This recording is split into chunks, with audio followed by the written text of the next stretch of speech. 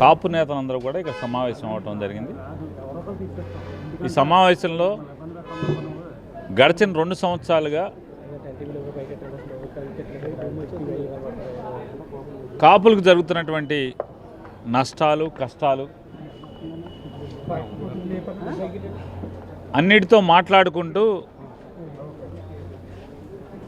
కేవలం ఒక కాపులకి జరిగేటువంటి కష్టాలని, నష్టాలని, బాధల్ని మాత్రమే కాకుండా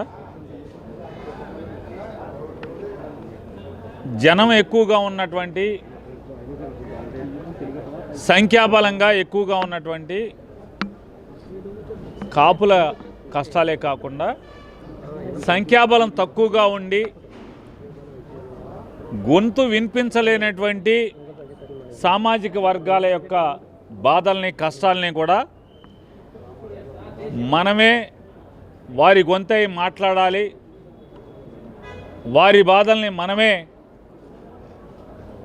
ఎత్తి చూపాలి, గొంతై మాట్లాడాలి అని చెప్పని ఈరోజు తీర్మానం చేయడం జరిగింది. ఎక్కడ టాస్క్ ఫోర్స్గా ఏర్పడి 3-4 టాస్క్ ఫోర్సులుగా ఏర్పడి ఎక్కడ ప్రభుత్వం చేత లేదా ఈ సమాజంలో పోలీసుల చేత అణచివేయబడుతున్నటువంటి సమస్యలు, ప్రతి సమస్యని కూడా అక్కడ నిలబడాలి, ఆ బాధితులకు అండగా నిలబడాలి, బాధితుల గొంతై వినిపించాలని చెప్పని తీర్మానం చేయటం. అలాగే మరి ప్రత్యేకించి సమాజంలో అధిక సంఖ్యలో ఉన్నటువంటి కాపులు ఆర్థికంగా వెనుకబాటుతనం విపరీతంగా ఉంటుంది కాబట్టి చేతి వృత్తుల మీద, చిన్న చిన్న పనుల మీద, చిన్న చిన్న ఉద్యోగాల మీద మాత్రమే ఆధారపడి జీవనం సాగించేటువంటి కాపు కులంలో ఆర్థికంగా అంటే పేదరికం నుంచి బయటికి రావాలంటే పిల్లల చదువుల ద్వారా మాత్రమే కాపు కులంలో ఉన్నటువంటి కుటుంబాలు ఆర్థికంగా ముందుకు వచ్చేటువంటి లేదా పేదరికం నుంచి బయటకు వచ్చేటువంటి ఏకైక మార్గం చదువే. కాబట్టి గడిచిన 2 ఏళ్లలో ఈ ప్రభుత్వం చదువుకి ఏమాత్రం కూడా సాయపడకుండా ఫీజు రీయింబర్స్మెంట్ పథకంలో ప్రభుత్వం కాలేజీలకి డబ్బులు చెల్లించకపోవటం వల్ల కాపులు విపరీతమైనటువంటి, పిల్లల చదువు విపరీతమైనటువంటి భారం అయ్యింది. కాబట్టి తక్షణమే ప్రభుత్వం మీద ఒత్తిడి పెంచాలి. కాపులతో పాటుగా మిగతా పేదరికంలో ఉన్నటువంటి అన్ని వర్గాలకి కూడా మేలు చేకూరేలాగా, కాలేజీల్లో ఫీజు చెల్లించేలాగా ప్రభుత్వం మీద ఒత్తిడి తీసుకురావాలని చెప్పని, అలాగే వైఎస్ఆర్ కాంగ్రెస్ పార్టీ కంటే కూడా ఎక్కువగా చేస్తాం కాపులకి అని చెప్పి సంవత్సరానికి 3,000 కోట్ల రూపాయలు కాపు నేస్తం కింద, అదే కాపులకి సంక్షేమానికి ఖర్చు పెడతామని చెప్పి 3 రూపాయలు కూడా ఈ 2 ఏళ్లలో ఖర్చు పెట్టకపోవటం, కాపుల సంక్షేమాన్ని పూర్తిగా విస్మరించి దేనికైనా పవన్ కళ్యాణ్ గారిని చూపించి పవన్ కళ్యాణ్ గారిని బొమ్మతో ఆటాడిద్దామని కూటమి ప్రభుత్వం తప్పుడు ఆలోచన చేస్తుంది. కేవలం పవన్ కళ్యాణ్ గారికి పదవి ఇచ్చినంత మాత్రాన, ఆయనకి చుట్టూ ఒక 100 మంది గన్మెన్లు పెట్టినంత మాత్రాన పవన్ కళ్యాణ్ గారు ఎప్పుడు కావాలంటే అప్పుడు ప్రభుత్వ డబ్బుతో మీటింగ్లు పెట్టినంత మాత్రాన కాపు కులం బాగుపడదనేది కూటమి ప్రభుత్వం గుర్తించాలి. ఎస్, మాకంటూ ఒక నాయకుడు కావాలి, మా కులానికి కూడా ఒక పార్టీ కావాలని ఇన్నాళ్ళకి ఒక నాయకుడు రెచ్చగొడితే ఆ వైపు మొగ్గారు. కానీ ఈరోజు కేవలం ఉప ముఖ్యమంత్రి అంటే చాలా జగన్మోహన్ రెడ్డి గారి కాలంలో ఉన్నారు మంత్రులు, వేరే ప్రభుత్వాల్లో కూడా, గడిచిన ప్రభుత్వాల్లో కూడా మంత్రులు చాలామంది పనిచేశారు. కేవలం కాపు నాయకులకి మంత్రి పదవులు ఇచ్చిన మాత్రాన కులానికి ఒరిగిందేం లేదనేది వాళ్ళు గుర్తిస్తున్నారు. కేవలం సంక్షేమం ఒకటే కాదు, ఇవాళ అరాచకాలు, ఈ ప్రభుత్వంతో, కూటమి ప్రభుత్వంతో వేధింపులు, ఎక్కడెక్కడ ఏం జరుగుతున్నాయో అన్నిటికీ స్పందించాలని. ఇవాళ తెలుగుదేశం ప్రభుత్వానికి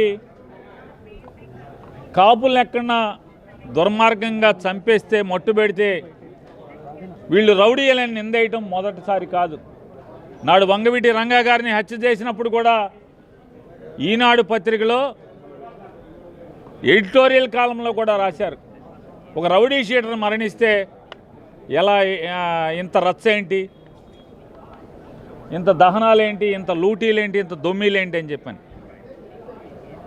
నాడు వంగవీటి రంగా గారిని కాదు, ఎక్కడ చూసినా ఎక్కడ కాపు యువకుడో కాపు మనిషో చనిపోతే ఏదో ఒక నిందేస్తారు. మరి మరి పరిటాల రవి గారు ఏం చేశాడు ఈ దేశానికి? స్వాతంత్ర సమరయోధుడా? పరిటాల రవి గారు హత్య జరిగితే దాన్ని ఒక పెద్ద పోరాట యోధుడిని మరణించినట్టుగా చిత్రీకరిస్తారు ఈనాడు, జ్యోతి, వీళ్ళందరూ. నేనంటున్నాను, ఇవాళ కాపు యువకుడైన సాయికృష్ణ మరణిస్తే హత్య పోలీసుల చేత కిరాతకంగా దేశంలో ఎక్కడా లేనట్టుగా. నాడెప్పుడో ఎమర్జెన్సీ, ఇందిరాగాంధీ గారు ఉన్నప్పుడు ఎమర్జెన్సీ కాలంలో జరిగింది. బాడీ కూడా కనపడకుండా, శవం కనపడకుండా హత్య చేసినటువంటి సంఘటన పోలీసుల చేత. మళ్ళీ ఇన్నాళ్ళకి హత్య జరిగితే శవం లేదు, బొయ్యికలు లేవు, ఆఖరికి బూడిది కూడా మిగలకుండా హత్య చేస్తే అది ఎలా సమర్థనీయం అవుతుంది? దానికోసం అని చెప్పని ఆ కుటుంబానికి ఆర్థికంగా కూడా అండగా నిలవాలని చెప్పని ఈరోజు ఇక్కడ సమావేశమైనటువంటి కాపు పెద్దలందరూ కూడా తీర్మానించారు. వారికి ఆర్థికంగా కూడా అండగా నిలబడటం. అలాగే ఎక్కడ కాపుల మీద దాడులు జరిగినా ఈ ప్రభుత్వం చేత, పోలీసుల చేత వేధింపులకు గురైనా, ఎక్కడ కష్టం వచ్చినా తక్షణమే టాస్క్ ఫోర్స్కి వెళ్ళటం, క్లౌడ్ ఫండింగ్ చేయాలి. క్లౌడ్ ఫండింగ్ రైజ్ చేసి వెంటనే ఆ కుటుంబాన్ని ఆర్థికంగా ఆదుకోవాలి. మానసికంగా మేమందరం కూడా వెళ్ళి అండగా నిలబడాలని చెప్పని ఈరోజు తీర్మానం చేయడం జరిగింది. విద్యకి, పిల్లల చదువులకి, అలాగే వారికి ఎక్కడ వేధింపులు జరిగినా అండగా ఉండాలని ప్రాథమికంగా చేయటం. అలాగే కాపులకి రాజకీయ ప్రాధాన్యం పెరగాలి. ఇవాళ 2019లో 30 పైచీలకు సీట్లు వైఎస్ఆర్ కాంగ్రెస్ పార్టీలో సాధించుకున్నాం. మొన్న 27 సీట్లు సాధించుకున్నాం, 26 సీట్లు, 4 పార్లమెంట్లు సాధించుకున్నాం. భవిష్యత్తులో ఇంకా పెంచుకునే దానికి కూడా వైఎస్ఆర్ కాంగ్రెస్ పార్టీలో కాపుల ప్రాధాన్యత పెంచుకునే దానికి కూడా ప్రయత్నం చేయాలని చెప్పని, కృషి చేయాలని చెప్పని ఈరోజు తీర్మానం చేయడం జరిగింది. ఇక్కడ ఏతావాత అల్టిమేట్గా ఫైనల్గా చేసింది ఏంటంటే, 2 సంవత్సరాలుగా ఈ ప్రభుత్వం చేత వేధింపులకు గురి కాబడుతున్నటువంటి, కష్టాలకు గురి కాబడుతున్నటువంటి, ఎవరికి ఏ బాధ వచ్చినా కూడా చిన్న కులాలు, గొంతు వినిపించలేనటువంటి కులాలకు కూడా అండగా నిలవాలి. కాపులతో పాటుగా వారి గొంతై వినిపించాలని చెప్పని ప్రాథమికంగా తీర్మానం చేయటం.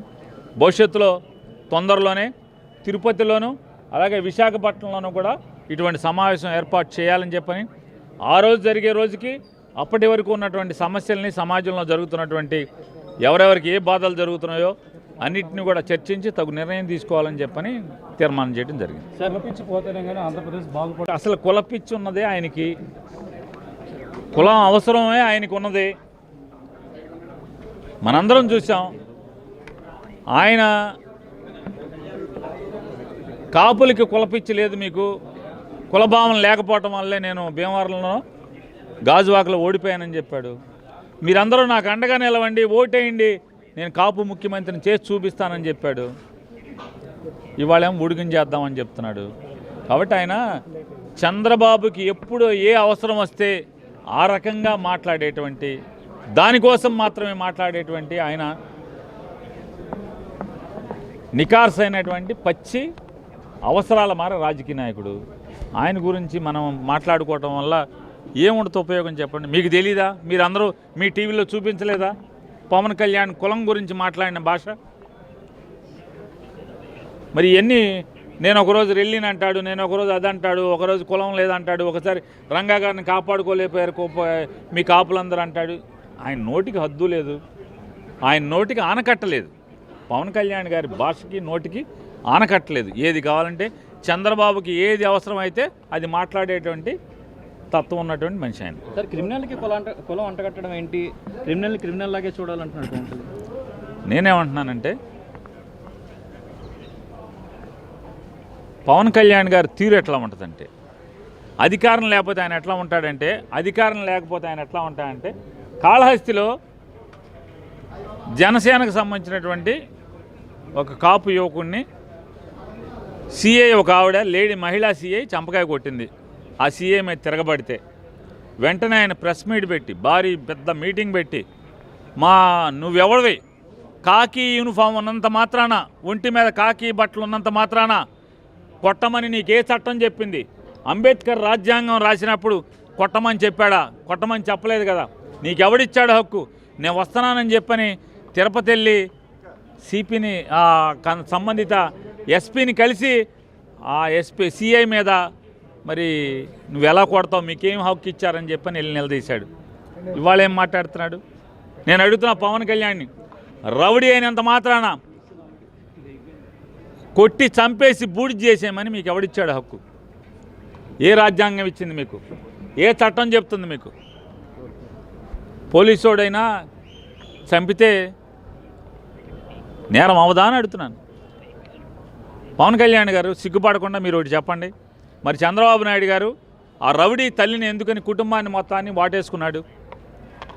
సిఐ మీద కనీసం శవం కనపడకుండా, శవం అనేది కనపడకుండా చట్టానికి విరుద్ధంగా 302 సెక్షన్ కింద హత్యా నేరం కింద ఎఫ్ఐఆర్ ఎట్ట కట్టారు? రేపు కేసు నిలుస్తుందా? ఈ డ్రామాలో చంద్రబాబు డ్రామా, నువ్వు ఒక డ్రామా, అక్కడ ఆ డ్రామా కడతాడు అతను. కేసులు ఉన్నటువంటి కాపు కుటుంబాన్ని ఏమో వాటేసుకుంటాడు, ఇక్కడేమో మీరు రౌడీల్ని ప్రోత్సహిస్తారా అని ఇక్కడ మీరు మాట్లాడతారు. కాబట్టి ఈ దాగుడు మూతలు, ఈ మాటలు కాపులకి, కేవలం కాపులకి మాత్రమే కాదు, ఈ రాష్ట్ర ప్రజలందరికీ కూడా చంద్రబాబు నాయుడు గారి లేదా పవన్ కళ్యాణ్ గారి తప్పుడు రాజకీయాలు, తప్పుడు నడత, వాళ్ళ అవసరాల మారి రాజకీయాలన్నీ కూడా పసిగట్టారు. అన్నారా మాట? ఊరికే నన్ను రెచ్చగొట్టి మీరు ఏదో మాట్లాడించుకోవటం తప్పితే ఎందుకంటారు? ఇప్పుడు మేము రెడ్డి కాపులు, పవన్ కళ్యాణ్ నాయుడు కమ్మ కాపు అవుతాడా ఏంటండి? కాపే అవుతాడు. పవన్ కళ్యాణ్ కమ్మ కాపును, మేమేమో రెడ్డి కాపులు అవుతామండి. ఎందుకు అవుతాం? కాపే అవుతాం. సార్, వైసీపీ అధికారంలోకి వచ్చినా కూడా తొక్కి నారదీస్తాం గొండాలకి, వైసీపీ గొండాలకి అంటున్నారు పవన్ కళ్యాణ్. ఈ పిట్టల ధర మాటలు మనకు ఎందుకు పట్టించుకోవాల్సిన అవసరం అండి? ఎప్పుడన్నా ఎవడన్నా చంపకాయ కొట్టాడా? ఇన్నిసార్లు మాట్లాడాడు. చెప్పులు తెగుతాయి అన్నాడు, చెప్పుచ్చు కొడతా అన్నాడు, నారదీస్తానన్నాడు. 2 ఏళ్ళు అయింది. ఎవడు నారదీశాడు? ఏ వైసీపీలో ఉన్న కాపోడిని కొట్టాడు? ఎవడు తోలు తీశాడు? ఎవడు నారదీశాడు? ఆయన చుట్టూ రౌడీలు ఉన్నారు. మా దగ్గర వైసీపీ వాళ్ళందరినీ తను చేర్చుకుంటున్నాడు. మరి రౌడీలందరూ పునీతం అయిపోయారేంటి? వాళ్ళందరూ సాధువులు అయిపోయారేంటి?